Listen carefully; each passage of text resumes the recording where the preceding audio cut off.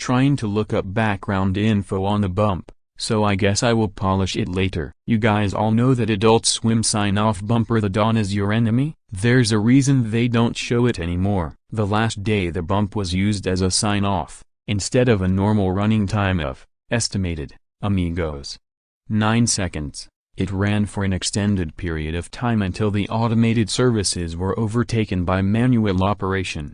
We all know the sound that shook our childhoods, or teen years. The resonating metal, the rumbles, the sound of metal scraping against metal. Feel free to look it up if you're a bit rusty. Now, when the audio cut, it doesn't sound complete. It's not finished, not over. The producers of Adult Swim Cartoon Network were purposely cutting off the rest of the sound. And for good reason. The rest that followed was the exact reason why you'll never see this bumper again on the air. Once again, it's supposedly only run for about 9 seconds, and this is a rough transcript of the usual audio: resonating metal, followed by rumble, followed by scraping metal, and other rumble, and bumper. So what could you put together with that? Nothing rings a bell. Right? Exactly. This part that they used is utilized effectively to scare off children that have still tuned into Adult Swim. It even gives adults goosebumps because it's that good. It's closely rivaled with the hammer clinks in the William Street production card in Nightmare Fuel.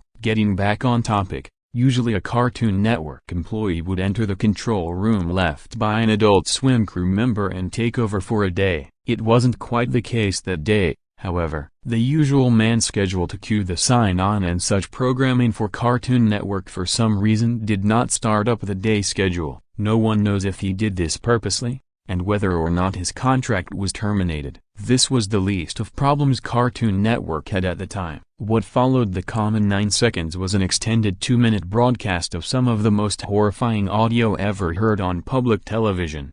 The metal continued to resonate, and the scraping continued. Slowly, an uncontrollable sobbing came clearer. Not one person was crying, but a multitude of people were screaming and yelling. As the metal scraped, the screaming grew louder. Soon, you could hear the slicing of flesh, the grinding of bones, the gushing of blood, and the guttural death rattles of people dying. All across the United States, millions of children and adults were being exposed to what sounded like a barbaric mass murder. People were calling in all across the country, crying or screaming or begging for it to be turned off. Something kept their eyes attached to the screen and kept them listening to the broadcast. People assumed the control room was finally gotten into, and the bump was shut down, ending a traumatic experience no one could undoubtedly forget. In the last few moments, as the resonating metal grew into an unbearable volume, the channel showed the peaking sun winking at the viewer, and the channel cut to bars and tones.